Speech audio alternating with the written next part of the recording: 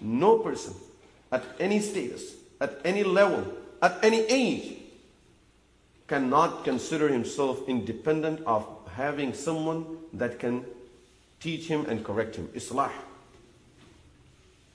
We always need, the best person needs someone to do his Islah.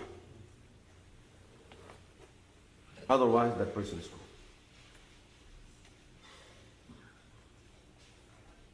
This is the person really, the person who's writing it. If you look at what type of person he was, how much respect he had amongst the ulama and amongst all the mashayikh in the world. So many mashayikh gave him the ijazah. And subhanAllah, you know the type of work that Allah subhanahu wa ta'ala took from him. In fact, I don't remember in the short history that we know that anyone would die in India and his janazah would be performed in Makkah Mukarramah at the Kaaba. Janazah ghaib in Ramadan. The king made a special order that Abu Hassan Ali Nadwi rahmatullah alayhi have passed away over there in India. We will make janazah ghaib on him in Makkah Mukarramah. And a person with that status. And this is what he's saying. And then he goes further on to explain. He says that every some time I go into the khanqa of Shah Wasiyullah rahmatullahi alayhi. He says that's in our neighborhood, Maulana Wasiyullah rahmatullahi alayhi. So I go into his khanqa and I spend some time over there. And it's detailed. He says when I go and spend some time over there, it makes me realize that when all the people are looking up to me, when I come over here, I realize that I'm really nothing. And then I realize that it's not just the words that we speak, we need the reality in our ibadah. And by all of this education, learning everything, ibadah does not have reality until I come over here and spend some time here. Then he says that, of course, we are nothing. He says, even Sahaba Ridwanullahi alayhim ajma'een, who are at the highest level of Iman,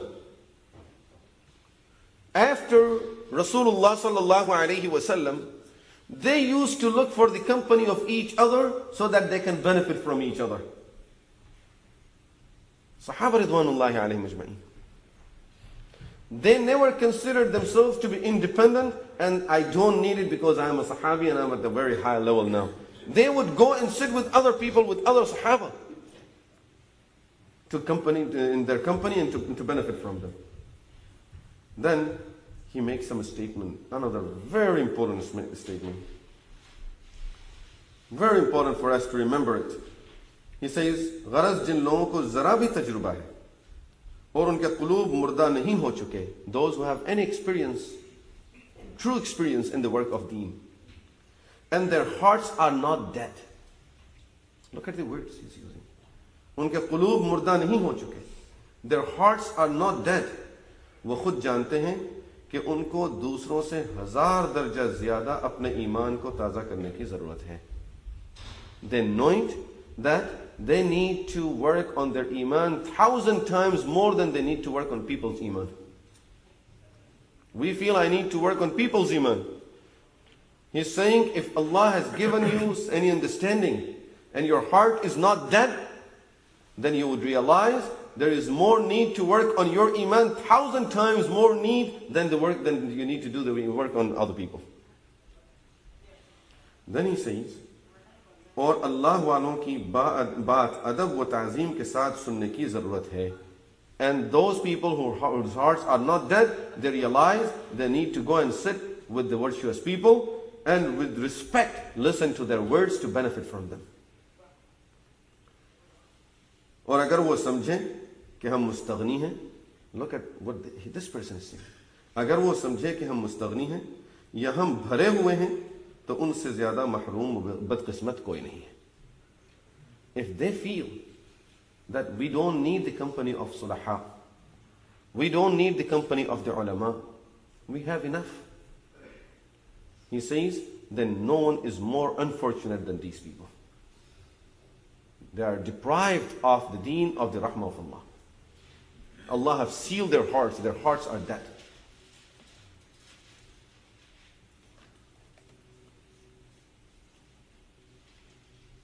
what more can we say about it now?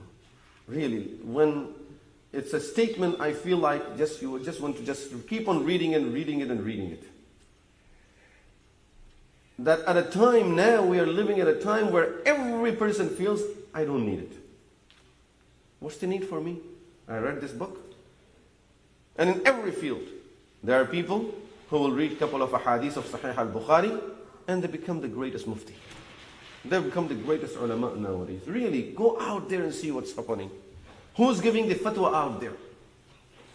Who's teaching people deen? In some of the masajid. And really, I know these are the masajid who are issuing fatwa against so many others. You go to the masjid, you have to think if this imam who's leading the prayer, if my salah was accepted or not. This is how many mistakes he's making in the qira'ah of Surah Al-Fatiha only. I experienced it myself. That a person who have written so much against ulama, against other people, I happen to be performing salah behind that person in his masjid. I thought, he must know something. So we went to his masjid. At least see the person who he is. When I did the salah behind him in Surah Al-Fatiha, he made so many mistakes that I was wondering, should I repeat my salah or not? And he's the greatest mufti over there. He's the greatest alim, he's Shaykh al-Hadith, he's everything. Really, the people around him, they consider him a muhaddis. And he's such a muhaddis. He's considered muhaddis. Such a muhaddis that, believe me, no exaggeration, you put the Arabic in front of him, the hadith in Arabic, he doesn't know how to read it. He just depends on translation. And he's a muhaddis.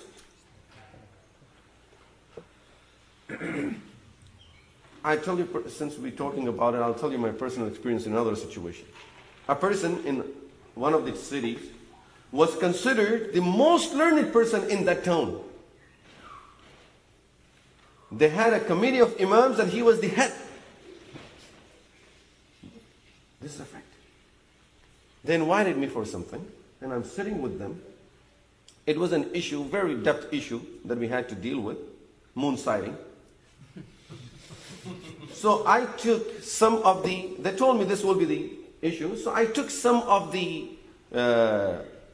books with me, and especially some of the quotations from books. We made some photocopies of it, and I took it and I gave it to one of the students. I said, make copies for me of that page. When I went over there and we started discussing and all giving their opinions, so this is the biggest shaykh is setting up, mashallah. Okay. So he gives his opinion also, and everyone gave his opinion. They asked me, and I gave my opinion. And at the end, of course, I knew that my opinion will not be acceptable just the way I would just say some words. I need to prove it. So I take my papers out to find out that a student who was supposed to copy that page, by mistake, he copied some other page. I don't have it in my hand now. So I looked at it, and for a minute I was in a shock. And what should I do now? Then, andho mein kana sardar, they say.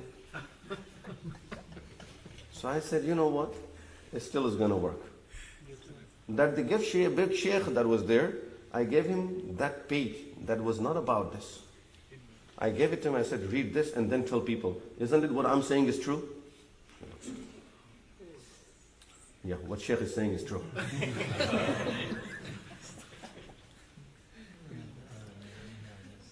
And approved. Really. It was approved that we will do it according to local signing because this is what it says. And I took the paper back from him. I said, if he gives it to someone else.